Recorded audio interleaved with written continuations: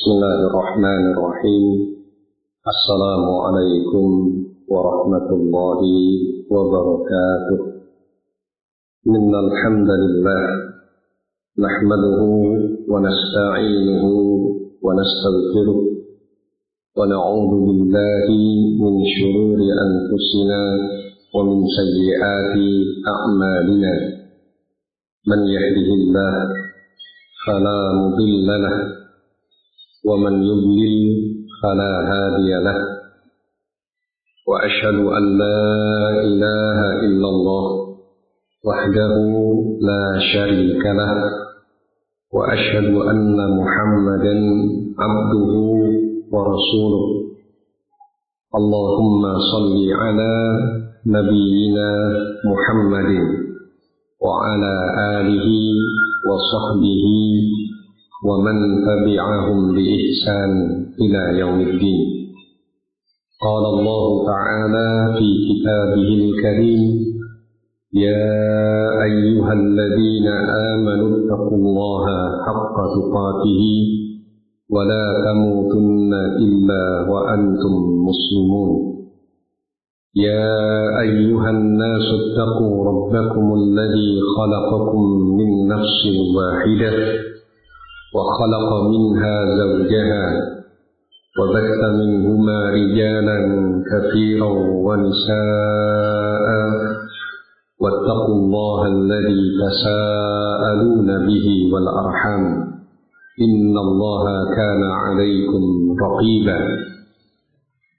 يا أيها الذين آمنوا اتقوا الله وقولوا قولا سديدا يصلح لكم أعمالكم ويغفر لكم ذنوبكم ومن يطع الله ورسوله فقد فاز فوزا عظيما.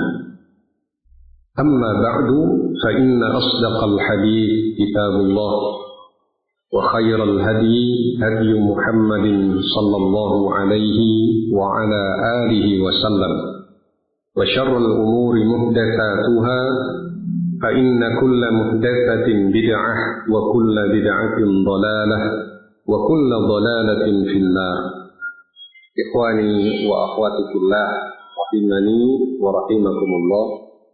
Alhamdulillah, pada kajian kita di sore hari ini insyaallah kita akan membahas sebuah pembahasan fikih Kitabut Thalaq dari Manhajus Salikin wa Tawdihul Fiqhi fid Din karya Syekh Abdurrahman bin Nasir As-Sa'di rahimahullah.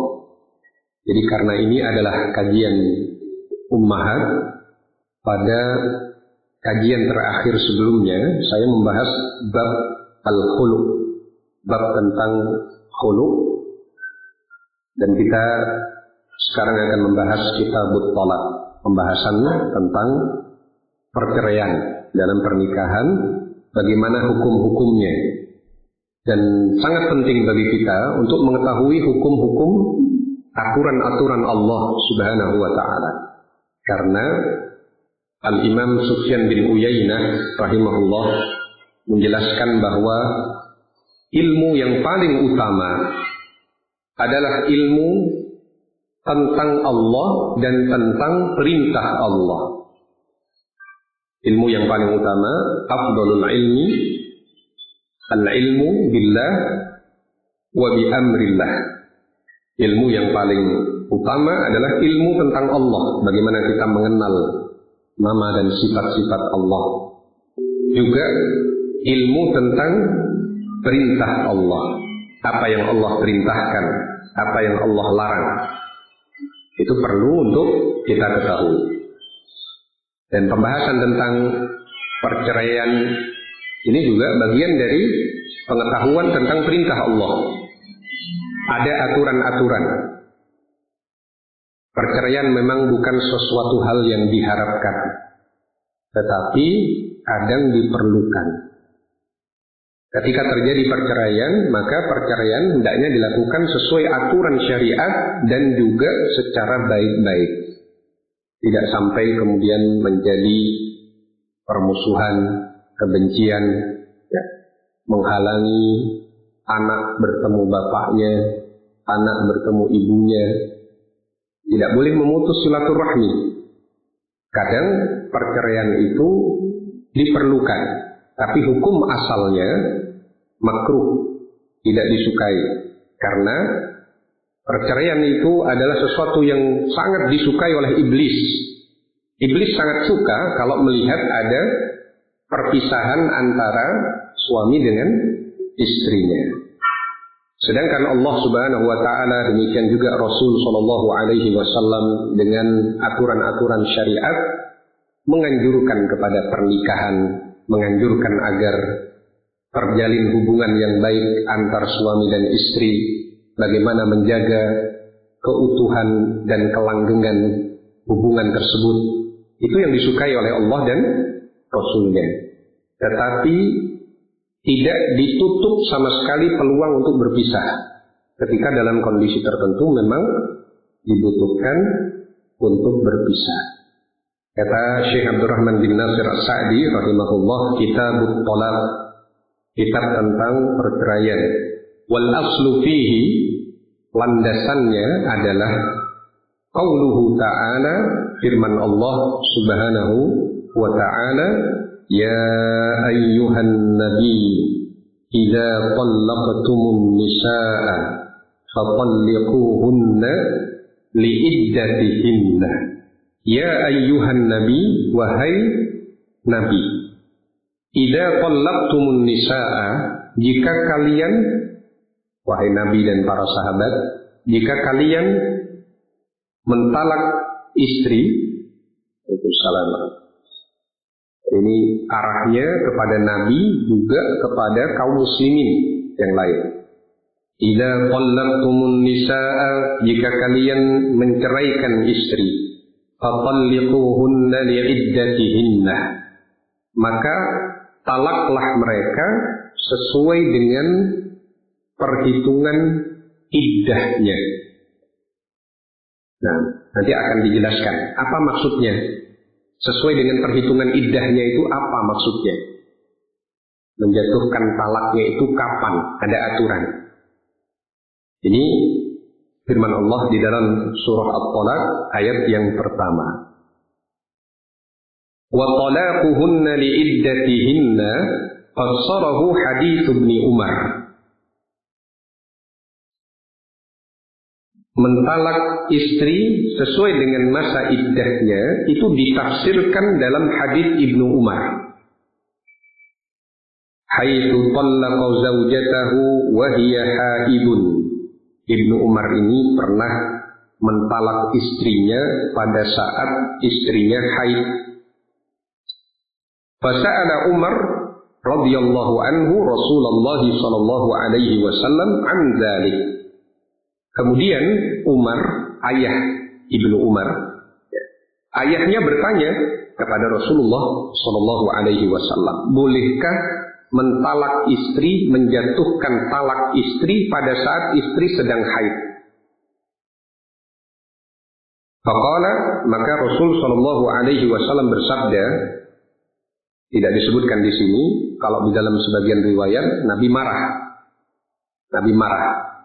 Karena mentalak istri pada saat istri sedang haid itu termasuk sesuatu yang dilarang. Maka ini juga menunjukkan bahwa para sahabat sebagai manusia biasa kadang terjatuh dalam kesalahan. Tetapi setelah diluruskan oleh Nabi, diberitahu apa yang seharusnya, mereka menjadi orang terdepan di dalam menjalankan bimbingan Nabi Shallallahu Alaihi Wasallam. Bukan masalah ketika seorang pernah salah, tapi yang harus dilakukan adalah bagaimana membenahi kesalahan itu.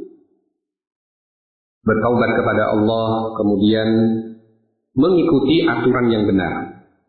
Nah, Nabi bersabda setelah diberitahu oleh Umar bahwa Ibnu Umar ini mentalak istrinya pada saat haid. Nabi bersabda, murhu fal yuraji'ha. Perintahkan kepadanya, kepada Ibnu Umar, falyuraji'ha, hendaknya dia kembali kepada istrinya. Ini ada perbedaan penafsiran dari para ulama tentang makna falyuraji'ha. Apa makna falyuraji'ha? Ada yang menafsirkan falyuraji'ha, rujuklah kembali. Kalau rujuk berarti terhitung tadi itu talak, meskipun mentalak di saat haid adalah terlarang, tetapi terhitung menurut sebagian ulama. Ada yang menafsirkan falyuraji'ha itu artinya kembali, bukan artinya rujuk. Nah, kalau rujuk itu berarti ada perceraian sebelumnya. Tapi kalau sekedar kembali bukan selalu bermakna ada perceraian. Bagi ulama yang berpendapat bahwa mentalak istri pada saat haid tidak terhitung karena itu pelanggaran, maka maknanya bukan disuruh rujuk, tapi kembali. Tsummal yatrukha, kemudian biarkan dia hatta tathur, sampai suci. Kembalilah engkau pada istrimu, kemudian biarkan dia ketika masa haid itu sampai suci.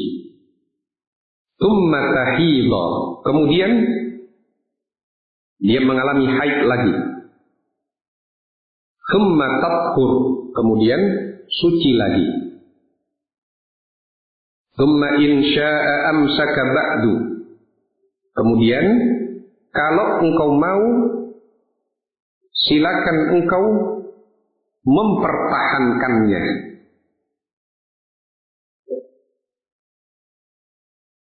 Wa in syaa'a tallaqa qabla an yamassa. Wa in syaa'a, kalau engkau berkeinginan yang lain, silahkan ceraikan sebelum terjadi hubungan suami istri. Jadi kondisi haid, tunggu sampai suci, kemudian haid lagi, kemudian suci lagi. Setelah itu, kalau engkau berpikir sebaiknya tetap mempertahankan, pertahankan. Tapi kalau engkau mau menceraikan, ceraikan di masa suci sebelum engkau melakukan hubungan suami istri. Nah, fatilkal iddatu allati amara Allahu an tutallaqa laha an-nisa.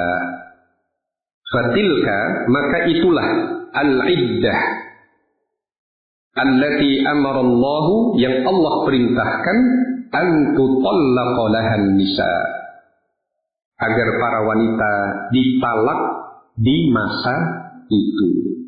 Jadi ketika Allah berfirman, ya ayyuhan nabiyyu idza talaqtumun nisaa fatalliquhunna li'iddatihinna wa ahsul iddah. Wahai Nabi dan kaum beriman yang menjadi pengikut Nabi, jika kalian mentalak istri-istri kalian, talaklah di masa iddahnya, artinya di masa suci sebelum kalian berhubungan suami istri. Jangan di masa haid, jangan pula di masa suci tapi sudah pernah berhubungan di masa suci itu. Jadi yang boleh hanyalah menjatuhkan talak di saat suci belum pernah berhubungan suami istri. Dijelaskan dalam hadis Umar ini, hadis muttafaqun alaih, riwayat Al-Bukhari dan Muslim. Wa fi riwayatin, dalam sebagian riwayat, murhu fal yuraji'ha thumma yutalliqha tahiran aw hamilan. Wa fi riwayat, dalam sebagian riwayat, murhu, perintahkan kepadanya, kepada Ibnu Umar yang sudah terlanjur mentalak istrinya dalam kondisi haid, fal yuraji'ha, kembalilah kepada istrinya, thummal yutalliqha, kemudian silahkan dia talak, tahiran, pada saat suci, au hamilan, atau pada saat hamil. Mentalak istri saat haid haram, tapi mentalak istri pada saat hamil itu boleh, karena dalam sebagian riwayat dinyatakan murhu fal yuraji'ha Tsummal yutalliqha tahiran aw hamilan. Perintahkan kepadanya untuk kembali kepada istrinya, kemudian silahkan dia talak dalam kondisi suci atau hamil. Nah, ini hadis riwayat Muslim. Baik, hadis riwayat Muslim. Kemudian kata Syekh Abdurrahman bin Nasir As-Sa'di rahimahullah, wa hadza dalilun ala annahu la yahillu lahu an yutalliqaha wa hiya haidun. Wa hadza dalilun, maka ini adalah dalil ala annahu, bahwasanya la yahillu lahu, tidak halal bagi seorang suami an yutalliqaha, mentalak istrinya, wa hiya haidun, dalam kondisi haid, au fi tuhrin wuti'a fihi, dalam kondisi haid atau dalam kondisi suci, tapi di masa suci itu pernah terjadi hubungan suami istri. Apa hikmahnya dibuat aturan mentalak itu tidak sembarang waktu? Kata sebagian ulama, di antaranya hikmahnya adalah mempersulit proses perceraian, agar perceraian itu tidak banyak.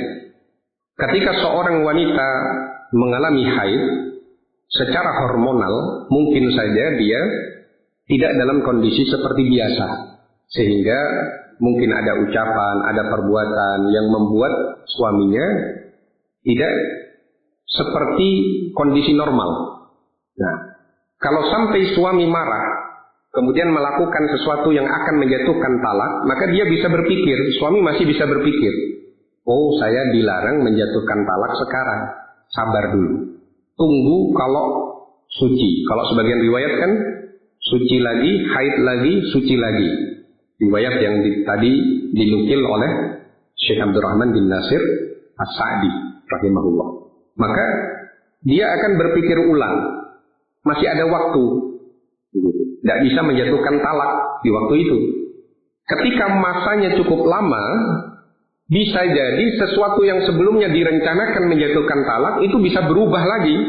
Kok lihat perkembangan istri setelah dinasehati, kok semakin baik. Berarti untuk apa saya talak? Nah, dibatalkan rencana mentalak itu.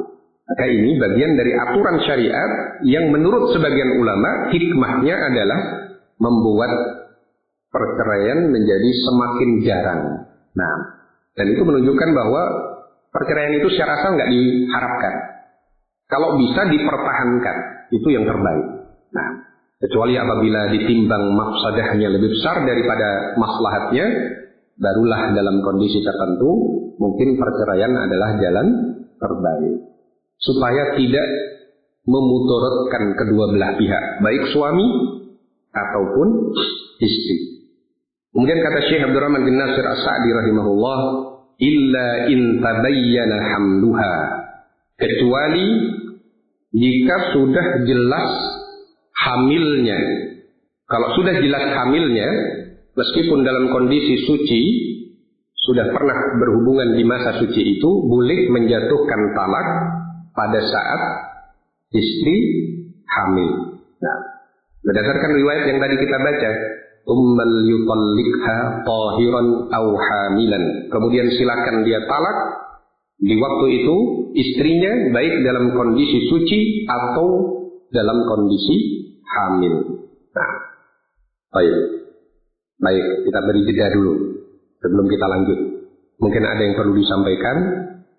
Anak-anak juga silahkan kalau mau ada pertanyaan mungkin di luar pembahasan, ya, di luar pembahasan fikih ini.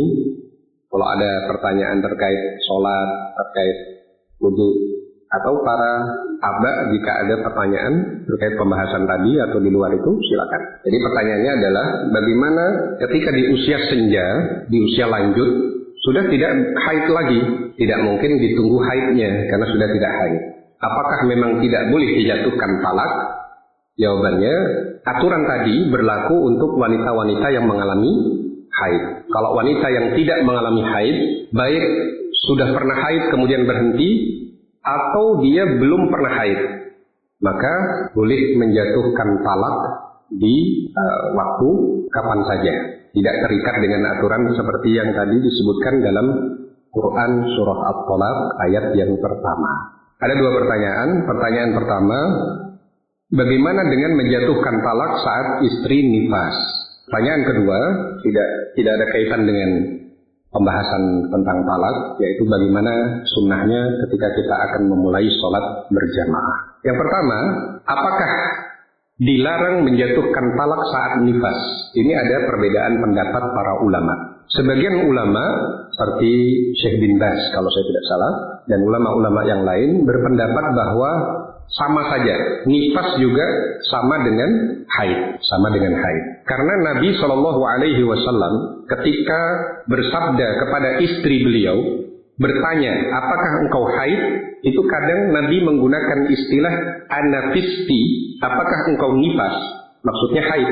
Nabi pernah berkata demikian kepada Aisyah radhiyallahu anha ketika haji wada, pada saat sampai di daerah yang bernama As-Sarif, Aisyah menangis. Nabi melihat gelagat, apakah mungkin haid? Maka ditanya, anafisti, apakah engkau nifas? Artinya apakah engkau haid? Maka istilah penggunaan nifas untuk mengungkapkan haid menunjukkan ada kesamaan di situ. Nifas dengan haid. Maka sebagian ulama mengartikan sebagaimana dilarang mentalak saat haid, maka saat nifas pun dilarang. Ini sebagian pendapat. Sedangkan Syekh Muhammad bin Shalih Al-Utsaimin rahimahullah di dalam kitab Asy-Syarhul Mumti, Syarah Zadil Mustaqni, menyatakan tidak mengapa menurut pendapat yang sahih mentalak istri di masa nifas, karena tidak ada kaitan dengan iddah yang disebut dalam ayat. Fatalliquhunna liiddatihinna. Itu nifas tidak ada kaitan dengan haid. Karena kalau iddah itu kan nanti hitungannya masa iddah yang sebenarnya 3 kali masa haid. Tidak ada hitungan dengan nifas. Iddah tidak ada kaitan dengan nifas. Kalau seorang wanita ditalak dia masih haid, masa iddahnya 3 kali masa haid. Salasata quru. 3 kali masa haid. Sedangkan jika dia hamil, maka masa iddahnya adalah dengan melahirkan. Berarti yang disebut dalam surah At-Tolaq juga. Kalau dia tidak pernah mengalami haid, masa iddahnya adalah 3 bulan. Tidak ada hitungan nifas di situ sebagai perhitungan iddah. Jadi ini alasan Syekh Ibnu Utsaimin menyatakan boleh saja mentalak di masa nifas. Wallahu a'lam. Saya belum bisa merojihkan mana pendapat yang lebih kuat dalam hal itu, tapi untuk kehati-hatian sebaiknya tidak mentalak di saat istri nifas. Masa nifas itu 40 harian maksimal, ya. Masa nifas itu 40 hari maksimal. Sebaiknya bersabar saja, keluar dari khilaf juga. Nah, kemudian tadi pertanyaannya bagaimana sunnahnya kita memulai sholat berjamaah. Dari sisi makmum, hendaknya dia sudah khusyuk dan menyempurnakan wudu dari sebelum sholat. Idza qumta ila sholati fa asbigil wudu. Kalau engkau hendak bangkit menuju sholat, sempurnakan wudu. Asbig al wudu. Artinya kalau bisa wudu kita itu sempurna. Bagian yang harus dicuci terkena aliran air semua. Kalau bisa 3 kali, lakukan 3 kali. Itu yang paling sempurna. Meskipun kita boleh berwudu, anggota wudu kita cuci sekali boleh berdasarkan hadis Ibnu Abbas. Boleh juga 2 kali dalam sebagian riwayat Abdullah bin Zaid. Nah, tapi kalau bisa 3 kali, maka itu yang lebih sempurna. Kalau seorang bisa menjaga dari sejak wudu dia khusyuk, tidak banyak berbicara, tidak banyak mikir urusan dunia, sampai sholat 2 rakaat sunnah, maka itu bisa menghapus dosanya yang telah lalu, sebagaimana hadis Utsman bin Affan, seperti bayi yang dilahirkan dari rahim ibunya. Hadis Utsman bin Affan, riwayat Al-Bukhari dan Muslim. Setelah itu dia sudah persiapan, jadi dia jangan, kalau bisa jangan bergurau, jangan kemudian melakukan aktivitas-aktivitas yang akan memalingkan dia dari sholat. Karena memang para salaf kita itu sejak berwudu itu sudah mengkondisikan kayak dia mau sholat. Bahkan ketika dia sudah masuk ke dalam masjid, dia terhitung seakan-akan berada dalam sholat, selama sholat itulah yang mencegah dia untuk tidak keluar dari masjid. Maka natis sholatu hiya tahbisu. Selama sholat itu yang menghalangi dia untuk keluar. Maka dalam kondisi dia seperti orang yang sholat. Berlaku larangan ketika belum sholat. Larangannya diantaranya adalah mengayam jari jemari. Mengayam jari jemari ini makruh ketika belum dilaksanakan sholat. Boleh ketika sudah sholat. Begini. Karena sebagian riwayat Nabi melarang ya, mengayam antara jari jemari, menggabungkan begini. Ada larangan. Ada juga yang Nabi pernah menyampaikan di masjid peribarat antara orang beriman satu sama lain itu saling menguatkan. Wasyabbaka baina asabi'i al-mu'min lil mu'min kal bunyan. Wasyabbaka baina asabi'i. Nabi mencontohkan dengan menganyam jari jemari beliau. Kalau ada yang bertanya, kok ada hadis yang melarang, ada hadis yang Nabi mempraktekkan sendiri di dalam masjid. Maka sebagian ulama memberikan rincian bahwa yang dilarang itu adalah mengayam jari jemari tangan ini, menggenggam kedua jari jemari tangan ini pada saat sebelum mulai sholat. Tapi setelah selesai sholat boleh. Setelah selesai sholat, kemudian setelah itu muadzin yang sebaiknya juga yang mengumandangkan iqamah minta izin kepada imam terlebih dahulu. Itu yang terbaik. Karena biasanya Bilal itu minta izin pada Nabi.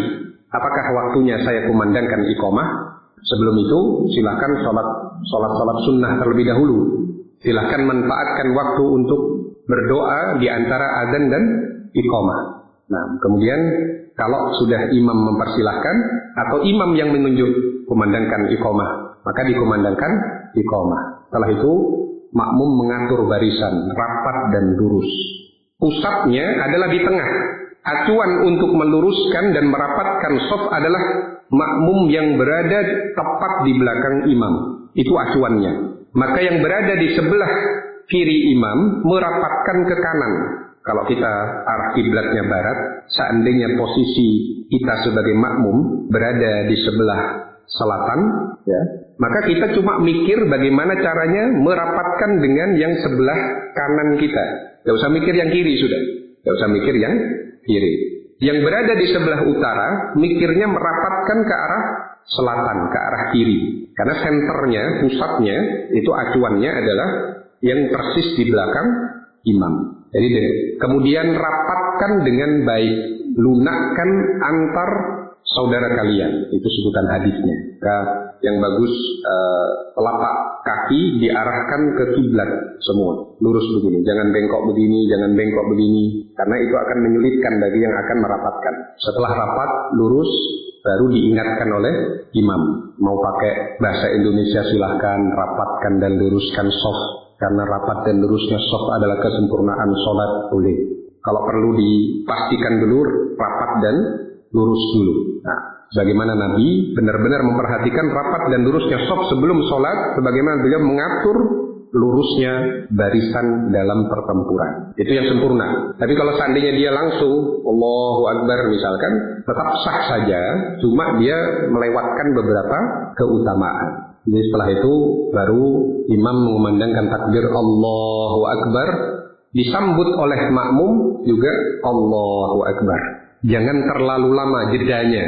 Jangan imam sudah Allahu Akbar, makmum masih usolli fardol, kelamaan. Nyambungnya itu kelamaan. Khawatir kita tidak masuk menjawab takbiratul ihram imam. Nah, tidak masuk dalam wa idza kabbara fakabbiru, bersambung begitu. Jadi siap sudah. Siap mendengar aba-aba imam Allahu Akbar, langsung makmum menimpali Allahu Akbar.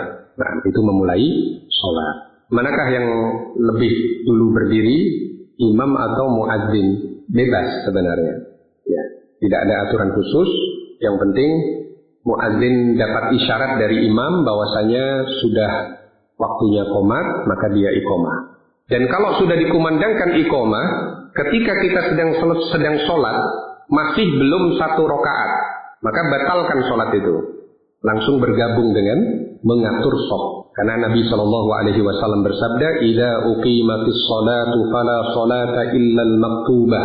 Kalau sudah dikumandangkan iqamah, tidak ada sholat lagi kecuali sholat wajib. Kecuali sholat wajib.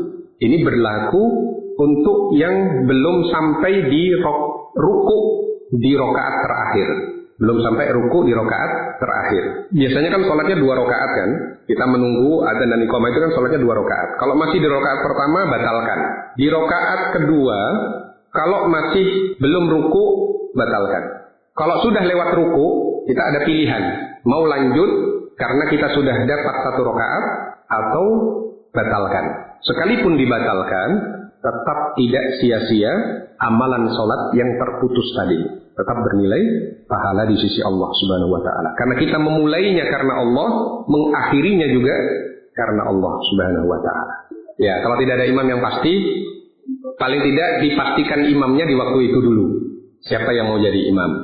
Apakah muadzin, merangkap imam, merangkap tukang sapu, merangkap tukang siram? Ya, tidak apa-apa. Gitu. Oh, ini kok sendirian saya, tidak ada lagi yang lain.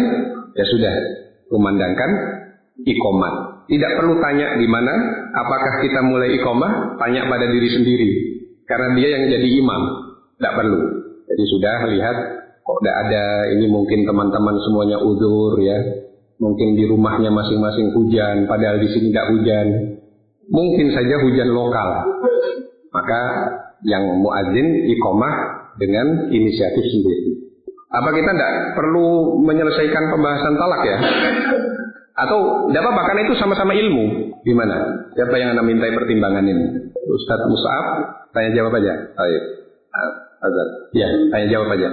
Apa hukumnya seorang ayah tidak memberi nafkah sama sekali kepada anak gadisnya?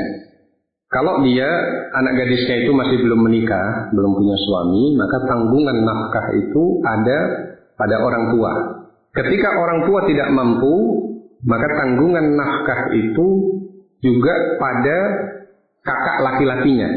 Apabila kakak laki-lakinya itu berkelapangan, ada kelebihan untuk keluarga lebih dari cukup, maka lebihnya untuk membantu adiknya yang masih belum menikah. Kalau seandainya seorang ayah tidak memberikan nafkah kepada istri dan anak-anaknya, maka dia tidak menjalankan kewajiban. Karena itu bagian dari kewajiban. Hanya saja nafkah itu disesuaikan dengan kemampuan. Disesuaikan dengan kemampuan.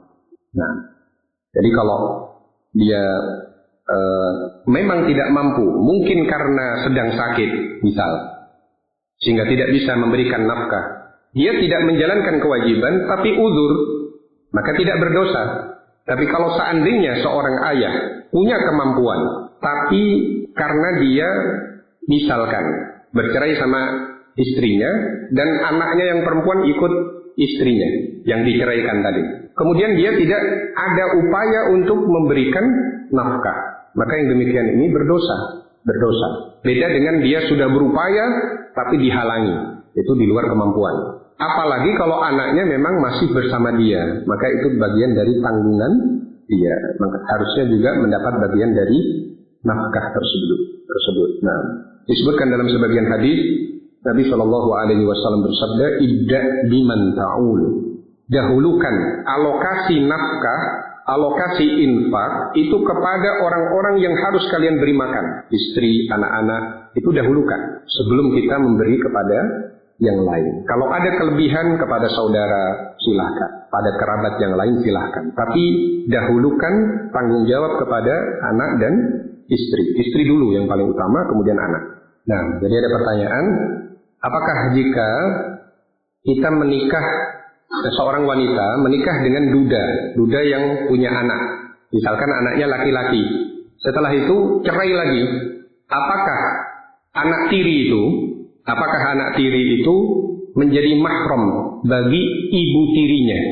Nah, jawabannya adalah iya, menjadi mahram selamanya jika memang antara ayah si anak itu dengan wanita itu sudah pernah berhubungan suami istri. Warabaibukumul lati fi hujurikum min nisaikumul lati dakhaltum bihinna. Syaratnya disebutkan demikian dalam surah An-Nisa. Kalau sudah terjadi pernah terjadi hubungan suami istri, maka itu mahram selamanya. Anak tiri dengan ibu tiri menjadi mahram selamanya jika sang ibu tiri itu sudah pernah terjadi hubungan suami istri dalam pernikahan yang sah dengan ayah dari anak tiri tersebut, ayah kandung dari anak tiri tersebut. Pertanyaannya, apakah kita perlu mengqadha sholat jika bersih dari haid? Sholat yang ditinggalkan. Ya. Kalau sholat yang dilakukan di kalau sholat yang terjadi di masa haid, itu ijma, kesepakatan para ulama, tidak perlu diganti. Karena hadis Aisyah radhiyallahu anha, fa nu'mar bi qada'is shaum wala nu'mar bi qada'is shalah. Atau kama qala radhiyallahu anha. Kami diperintah untuk mengganti puasa yang kami tinggalkan saat kami haid, tapi kami tidak diperintah mengganti sholatnya. Misalkan masa haidnya dari Senin sampai Ahad, ya, atau dari Senin sampai Sabtu katakan. Maka selama masa haid dari Senin sampai Sabtu itu dia tidak bisa sholat, dan ketika suci tidak usah diganti antara Senin sampai Sabtu itu.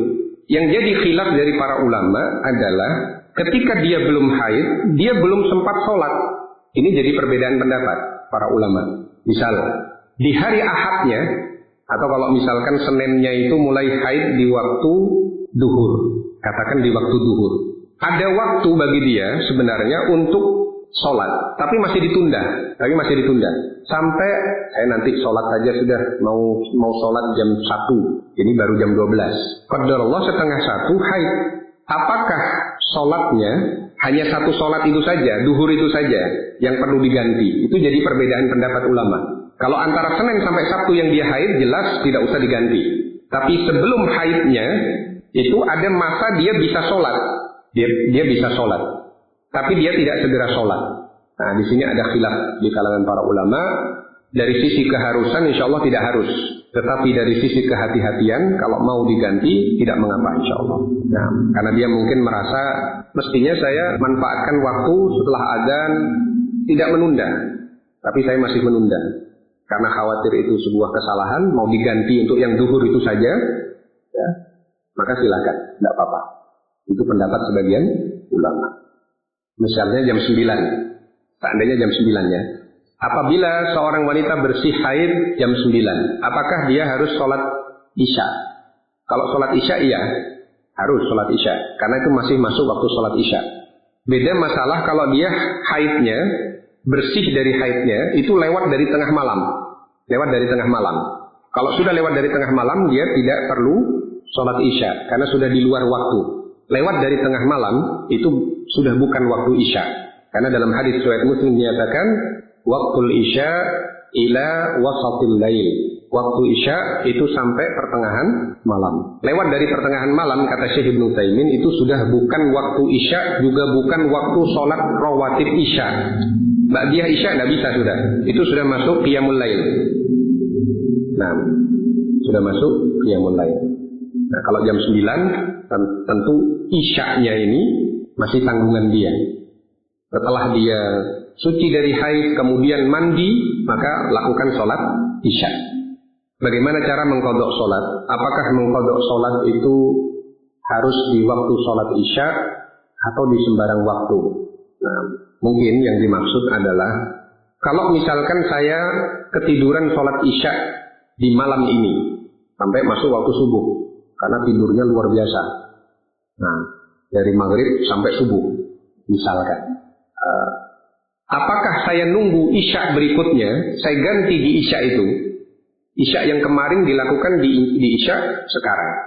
Artinya nunggu malam berikutnya, double isyanya. Atau langsung pada saat bangun? Jawabannya langsung pada saat bangun. Man nama an sholatin aw nasiyaha falyusalliha idza dzakaraha. Hadisnya. Man nama an sholatin, barang siapa yang tertidur dari sholat, aw nasiyaha, atau terlupa, maka lakukan sholat pada saat ingat. Meskipun waktu ingatnya di waktu subuh, baru ingat di waktu duhur, lakukan. Baru ingat di waktu asar, belum sholat isya, lakukan. Tidak harus menunggu waktu isya berikutnya. Nah, ayo, mungkin ada lagi? Ya. Ketika talak 3 tidak diperbolehkan untuk rujuk lagi, harus nikah lagi. Ya. Nah, jadi kalau sudah talak 3, fa in talaqaha fala tahillu lahu min ba'du hatta tankiha zawjan ghairah. Kalau sudah talak 3, maka fala tahillu lahu, tidak halal baginya, min ba'du, untuk kembali kepada istrinya itu, rujuk lagi, hatta tankiha zawjan ghairah, sampai dia menikah dengan suami yang lain. Artinya sampai ada orang lain yang dengan kerelaan hati memang mau menikahi, sama-sama cocok, tidak ada urusan dengan suami pertama. Memang dia ingin menempuh hidup baru, mau melakukan pernikahan. Dan setelah itu diceraikan. Diceraikannya lagi pun tidak ada kaitan dengan yang pertama. Memang murni perlu untuk bercerai. Memang perlu untuk bercerai. Baru yang suami pertama boleh menikah lagi dengan yang dulu pernah menjadi mantan istrinya, pernah ditalak 3. Perceraian yang kedua dari suami kedua memang secara asal tidak dianjurkan untuk bercerai, tidak disukai, tetapi kadang juga menjadi solusi terbaik ketika itu dibutuhkan untuk bercerai. Ketika mafsadahnya mempertahankan pernikahan lebih besar dibandingkan maslahat mempertahankan pernikahan. Intinya tidak boleh saling bersekongkol, karena itu namanya muhallil yang dapat laknat dari Nabi. Kamu nikahi istri saya, nanti 1 kali saja, setelah itu ceraikan. Ya, ini saya kasih inupa 1. Nah, misalkan itu namanya muhallil yang dilaknat oleh Allah Subhanahu wa taala, dilaknat oleh Rasulullah sallallahu alaihi wasallam. Baik yang mau ngasih inufanya ataupun mau yang nerima inufanya sama-sama dapat laknat.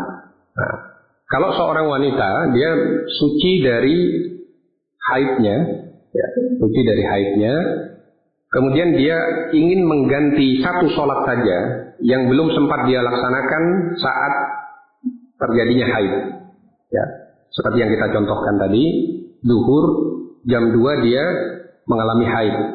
Padahal jam 2.23 itu asar, misalkan. Jadi antara jam 11.15 sampai jam 2 itu dia tidak sholat zuhur, ditunda sama dia karena masih ada waktunya. Dan untuk wanita boleh saja secara asal. Ketika dia selesai dari suci haidnya, dia akan mengganti sholat itu. Kapan menggantinya? Jawabannya sama dengan ketika seorang tertidur atau lupa, bisa dilakukan di waktu saat dia suci di haidnya itu.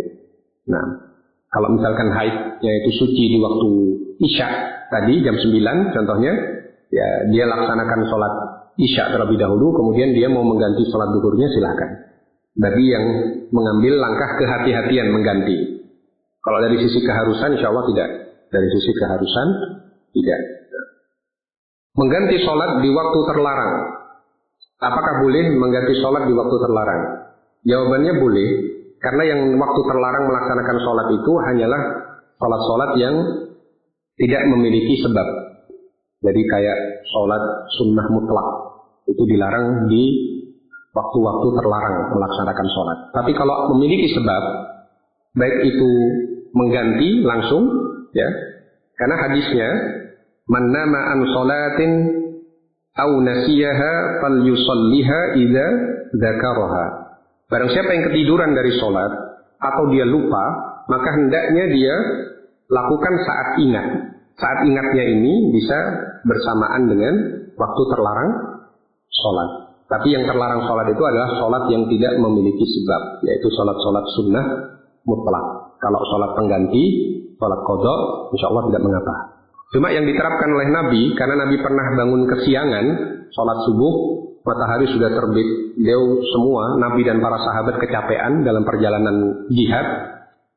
Bilal disuruh untuk menunggu subuh. Bilal menyatakan, iya, saya akan menunggu. Ternyata Bilal ketiduran juga.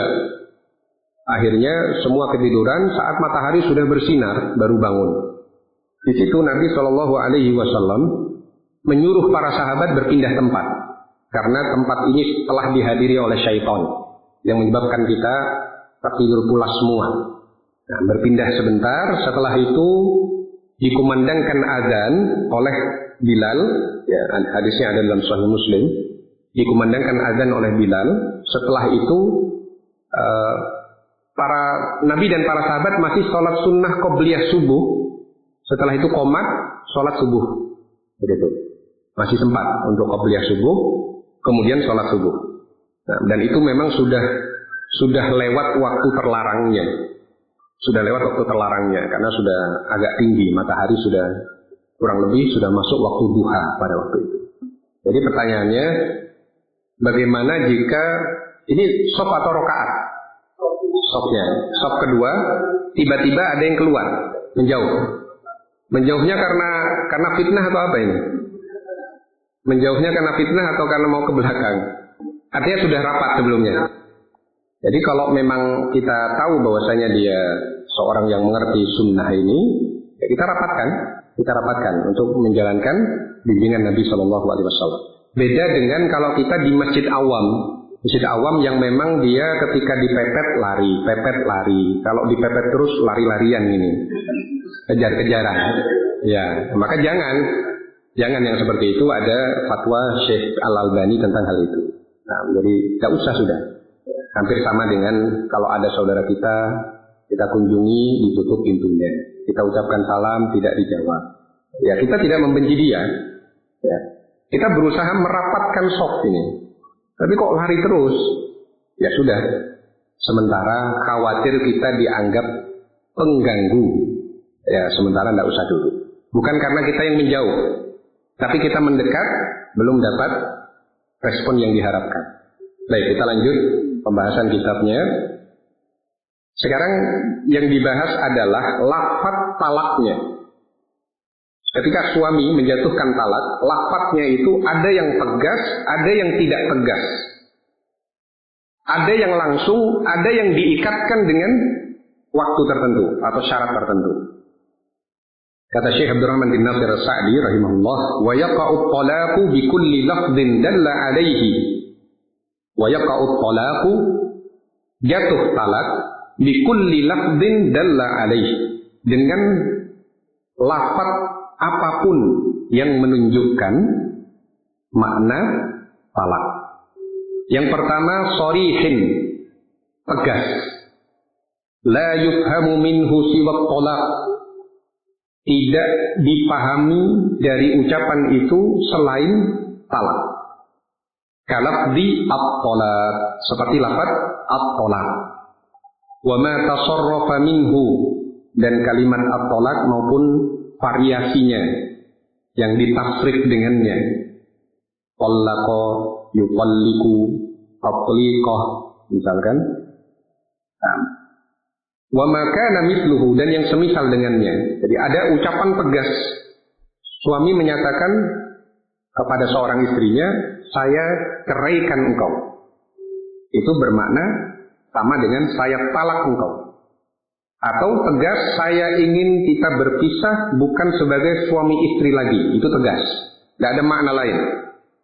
Yang seperti ini, ucapan yang dilakukan dengan sadar, maka jatuh talak. Meskipun tidak berniat atau sekedar main-main. Ya. Karena main-main ucapan talak itu jatuh talak. Main-main dalam ucapan talak itu terhitung jatuh talak. Nah, ini yang pertama, tegas. Kalau tegas begini, maka yang berlaku adalah jatuh talak. Tanpa dilihat niatnya. Niatnya sungguhan apa main-main. Tidak perlu dilihat niat itu. Karena ucapannya tegas. Maka jatuh talak. Yang kedua, wa kinayah, dan kinayah. Kinayah ini ucapan tidak tegas. Ucapan sindiran. Idza nawa bihaq talaq, jika diniatkan talak. Audallatil qarinatu ala dzalik, atau indikasi menunjukkan hal itu. Nah, jadi secara ucapan ada yang tegas, ada yang tidak tegas. Kalau tegas, tidak perlu niat, sudah jatuh talak. Selama mengucapkannya sadar. Kecuali seorang sedang dalam meja operasi, ketika dibius dia mentalak istrinya, tidak sadar. Itu bukan jatuh talak, tidak jatuh talak. Atau seorang yang dipaksa di bawah todongan senjata, untuk mengucapkan talak kepada istrinya dengan ancaman yang benar-benar akan diterapkan, kondisi terpaksa, maka dia uzur, tidak jatuh talak. Atau salah ucap. Ketika dia mau bilang kamu itu cerewet, misalkan, kok keliru kamu itu cerai, nah, salah omong, maka dia tidak sengaja, maka yang demikian juga tidak jatuh talak. Tapi kalau dengan sengaja, dengan kesadaran sendiri terjadi ucapan yang tegas, tidak mengandung makna lain, maka ini jatuh talak. Ada juga yang kinayah. Kinayah itu memungkinkan makna yang lain. Misalkan suami marah, sudah pulang sana ke rumah orang tuamu. Nah, ini ada dua makna kemungkinannya.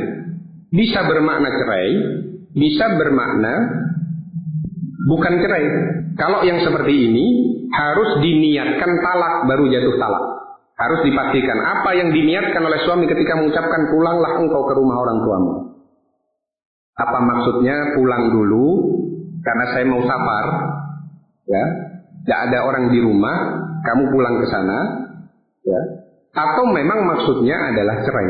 Tergantung niat. Jadi yang kinayah itu mengandung makna lebih dari satu, itu harus disertai dengan niat baru jatuh talak. Audallatil qarinatu ala dzalik, atau ada indikasi yang menunjukkan bahwa memang jatuh talak. Tidak ada angin, tidak ada hujan, bertengkar, ya, suami istri bertengkar, kemudian ada ucapan pulang kamu ke rumah orang tuamu. Ini istri kedua. Dia pernah ketemu istri pertama yang pernah diceraikan dulu, ketika suami saya marah, bilangnya itu pulang kamu ke rumah orang tuamu. Itu maknanya cerai. Oh, berarti sudah paham. Qarinahnya menunjukkan bahwa ini cerai. Kemudian wa yaqa'ut talaqu munajjazan. Dan tolak itu ada yang diucapkan langsung. Munajjaz itu langsung, seketika. Maka setelah jatuh ucapan itu, jatuh talak. Au mu'allaqan ala syartin, atau diikatkan dengan syarat. Nah, ketika bersin, sunnahnya mengucapkan alhamdulillah. Kemudian yang mendengar mengucapkan yarhamukallah. Kalau tidak mengucapkan alhamdulillah, dia terhalangi dari doa yarhamukallah. Nah. Kakaulihi, sebagaimana ucapan seorang suami, idza ja'al waqtul fulani fa anti taliq. Kalau datang waktu ini, disebut waktunya kapan? Kalau datang bulan Januari 2024, maka engkau saya jatuhi talak. Misalkan ada suami berkata demikian. Maka masuk Januari, jatuh talak. Belum Januari, belum jatuh talak. Karena dia tidak munajjaz. Tidak seketika ucapannya itu. Masih diikatkan dengan kondisi tertentu. Famata wujida syartul ladzi 'allaqa 'alaihi talaq waqa'a. Kapan saja tercapai syarat yang diikatkan pada talak itu, maka jatuh talaknya. Nah, misalkan ada seorang suami bilang, kalau kamu menginjakkan kaki ke rumah fulan, maka jatuh talak saya. Ini juga mengikatkan talak dengan syarat tertentu. Ternyata istrinya menginjakkan kaki di rumah fulan. Bagaimana? Ada tambahan penjelasan dari Syekhul Islam Ibnu Taimiyah rahimahullah. Dan ini juga diikuti oleh sebagian ulama yang lain seperti Syekh bin Baz rahimahullah. Hal seperti itu tergantung dari niat suaminya ketika mengucapkan itu. Apakah itu ancaman? Ya.